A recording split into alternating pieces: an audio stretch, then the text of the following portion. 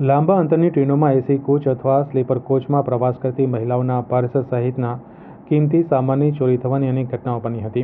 આથી railway police દ્વારા ટીમોને કામે લગાડી દેવામાં આવી હતી, જ્યાં ચોરી કરતી ટીમોને ઝડપી પાડવા માટેની કાર્યવાહી હાથ ધરવામાં આવી હતી અને વડોદરા તેમજ દિલ્હીથી 3 ચોરો વિરલ યાદવ તેમજ દીપક પંચાલ સાથે રાજુ મિશ્રાને ઝડપી પડ્યા હતા. આંતરરાજ્ય ગેંગના 3 ચોરો પાસેથી આશરે ₹1.25 લાખ ચોરીનો મુદ્દામાલ કબજે કરી વડોદરા રેલવે પોલીસમાં નોંધાયેલ એક ગુનામાં ત્રણેયની ધરપકડ કરવામાં આવી હતી. પોલીસ તપાસ દરમિયાન ઝડપાયેલી ટોળકીના સભ્યો ગુજરાત, હરિયાણા, રાજસ્થાન, દિલ્હી ઉપરાંત અન્ય રાજ્યોમાં પણ ટ્રેનોમાં મુસાફરી કરતા પ્રવાસીઓની કિંમતી સામાન ચોરી કરતા હોવાની વિગતો પ્રકાશમાં આવી છે. તેઓની સામે ઉત્તર પ્રદેશ, દિલ્હી, હરિયાણામાં પણ અનેક ગુનાઓ નોંધાયા છે. આ રીઢા આરોપીઓ હોવાથી કેટલાક ગુનાઓમાં તેઓ વોન્ટેડ હતા અને પોલીસ તેઓની શોધખોળ કરી રહી હતી. દરમિયાન આ ગેંગના અન્ય એક સભ્ય હરિયાણાના પાનીપત ખાતે રહેતા રાજેશનું પણ નામ ખુલતા તેને ફરાર જાહેર કરવામાં આવ્યો છે.